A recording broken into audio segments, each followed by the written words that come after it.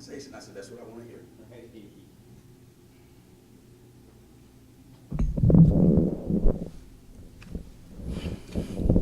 Welcome back to Leap Is Live. I just say Leap Is Live because people out there who are watching this, and particularly in the water safety industry, you don't know that in South Florida, I'm a television talk show host as well, and it's called Leap Is Live. You can go to leapislive.com for all of that, and I just happen to be a swimming instructor before anything else, and these other professions that I have.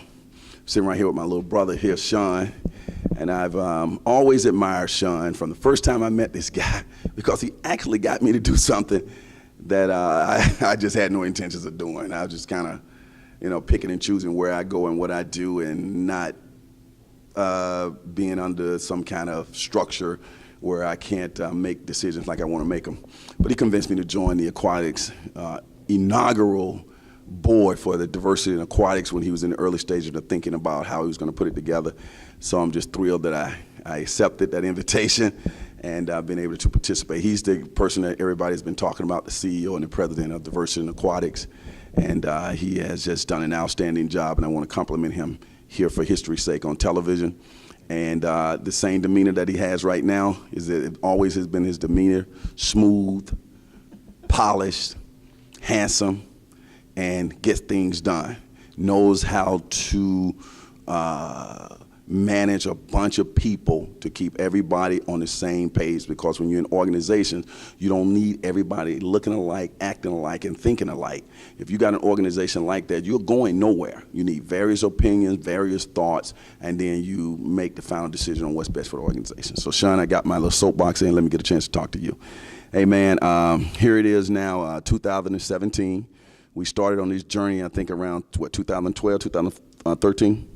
Yeah, so 2012, I believe, was our first convention. So yeah, we've come a long way, and we had a great turnout this year. And in that serious conversation, we continue to take some serious steps forward. Okay, I want you to know that I know you don't think about things in this context, but 20 years from now, 30 years from now, what you actually been able to be a part of putting together, you're going to be a historic figure. I know you think about those kind of things, but I remember when you first started these conferences, and I was saying, hey, you just watch, it's going to grow, and it's actually at the point that it is now, and it's going to just get bigger and bigger. Talk about the early days of Diversity in Aquatics and your thought process about why we needed such an organization.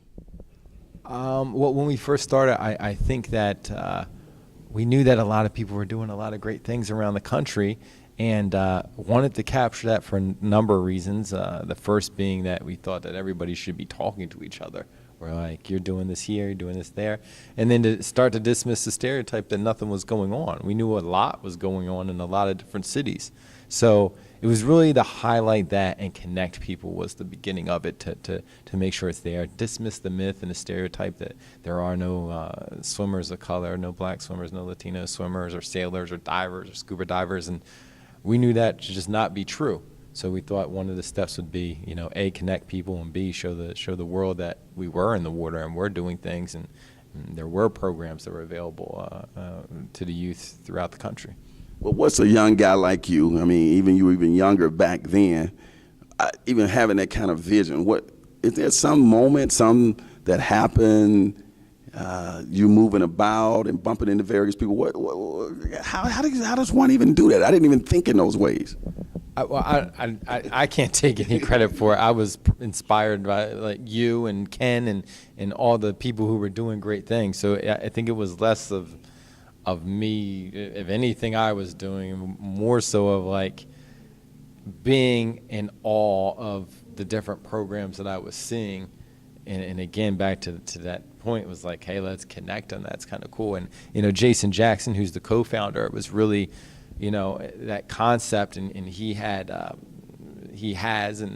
that IT background, was able to start the network and the website, and conceptualize and kind of put into motion what the thought was. Jason was always a big component of helping out with the local programs I was doing, and we kind of got together, and his skill set and everything everybody else was doing around the country synced, and hence a network to save lives. There you go. You were a substantial, I mean substantial competitive swimmer growing up.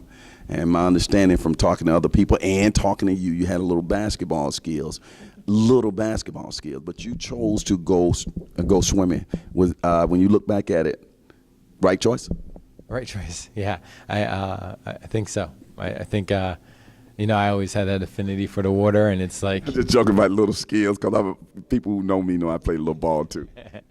But yeah, I think so. I always had that affinity for the water and enjoyed it, and I still enjoy getting in. I still play ball every now and then, but it still doesn't beat out my affinity for the water. So yeah, I think so.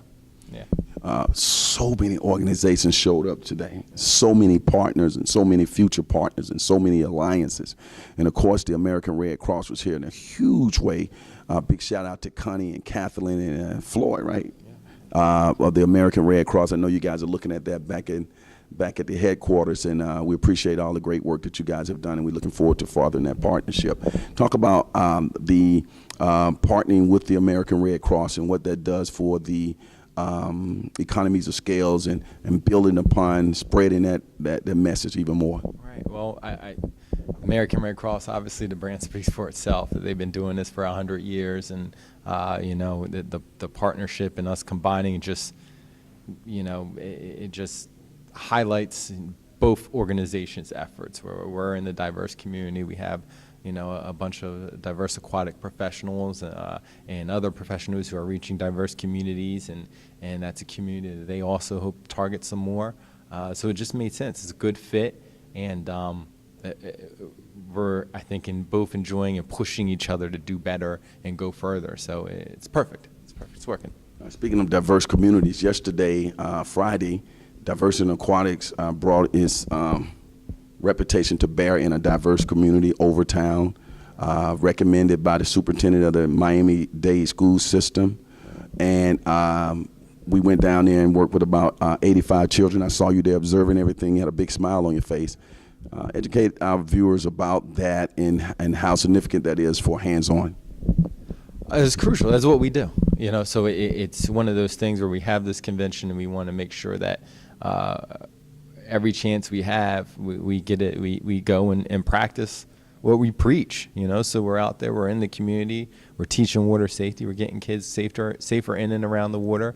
We're teaching swim lessons, and I think that's something we need to continue to do. Everybody loves it. I think maybe the participants, in terms of all everybody coming from all over the country to get in the water and do kind of together. You have a guy from California next to a guy from New York, next to a guy from Florida, next to a woman from Alabama, next to a woman from Florida, and it's just all, and we're all in and have the same mission. So it sounds funny right there, right? Because I'm talking about the instructors, much less the kids. So I actually think they may get more out of it, maybe not more out of it, but just as much out of it to have that camaraderie and know they're on the same page and know that there's other people with that same exact mission that are somewhere else. So it's that, and then again, we practice what we preach. It was like bringing a band together, instructors and people in the aquatics field, lifeguards from all over. We all come together. The band, we all play the same music. We all read the same music, and we just went out there and did what we do. Go ahead. And let me say, and on top of that, the kids, they leave there and they're like, "Oh, you guys, we enjoyed it. They loved it. You can see the smiles on their faces, and that never gets old. Whether you've done one or 10,000 like yourself, never gets old." Yeah, and when you called me up and said, "Hey, we would like for you to head this up," I was like, "Oh my goodness, I know it's going to be a lot of work." But it was Diversity in Aquatics. I came out and dusted myself off and just got those juices flowing again. And when we were out there, Catherine, who was from the American Red Cross, she came to me with the camera. She was documenting things, and she said, "Lee, how do you know what's going on? How do you know how the feeling is out here?" And I said, "Catherine, the key thing is you see all these smiles on all these children's faces. You don't have to do any kind of analysis on this. You don't have to do any histrionics on this. You don't have to do regression analysis, any analytics on this. Just look at this kid's face, and you know it's a success." That's it, yeah. Yes, very much so. I think you said they were asking to come back. Huh? Yeah, asking to come back, and we're going to make sure we come back and do some more. We have an ongoing program here in South Florida, so yeah, it's like I said, it never gets old. One of the things that the Super Bowl does, every city that it goes into, it leaves something as a legacy. The Super Bowl of America, whatever city they go to, they might build an arena, they might build a football field, they may do something, enhance a Boys and Girls Club or something like that. So now, Diversity in Aquatics, as we travel around, every city we go to, we want to make an impact on that city in a positive way, and we're looking forward to people reaching out to us and us reaching out to them and having partnerships that continue to build way into the future, long after we're gone. The tradition continues. Right, and I agree, and I think some of that impact also is just having an instructor that looks like you, or seeing somebody who looks like you swimming, really efficient, great butterfly, or one of our Olympians that's from Jamaica, or somebody of color that's speaking to you, and you don't know how long, say a Janelle Atkinson that got fourth in the Olympics, two-time Olympian for Jamaica. How long that lasting impact is for that child that saw and got to speak to her, or got to see you as a professional in the water, but also a banker, or any number of our aquatic professionals who are, aquatics directors of a city or a university or something. So I think that impact is, it's hard to measure. It could probably go for a while. One of the things that the kids got to see yesterday when we came out to work with 85 kids or so, they got a chance to see African-American scuba divers. They came out, they gave a clinic. They got a chance to see an African-American who's a CPR expert and drown prevention expert in terms of teaching drowning techniques, not drown prevention, but life-saving training, coaching, Ken Rowland. They saw canoeing and kayaking, all African-Americans conducting these clinics. And of course, I was in the swim well with some other people, and then we had Thaddeus, who was doing a water exercise technique that's, do you know the former name of what that is Thaddeus does in the water? I think he's still working on getting a name for it, but it's truly, Thaddeus, we've tried to get that name of it. It's truly unique. It's truly unique, and it's interesting. Come to South Florida, check it out. It's pretty neat. He does an outstanding job. We're going to head up to the banquet now, where we're going to have some award presentation. I'm going to put this president here to the test to give the name of the awards and why those particular awards. The awards are named after our advisory board members, so it's part of that legacy we speak of. Or we recognize that we're standing on the shoulders of giants like yourself, and we want to make sure that going forward through history, that's recognized that we were doing this. We put a mark on that, so we've named our awards after our inaugural advisory board members, and there's something to see, and it's good to see. So. See if I can name them. There's the Maritza Award, the Jim Ellis Award, the President's Award, the Ken Rowland Award, the Lee Pitts Award. I was going to say that for Arthur Lopez. And they'll go on in perpetuity. We'll see you.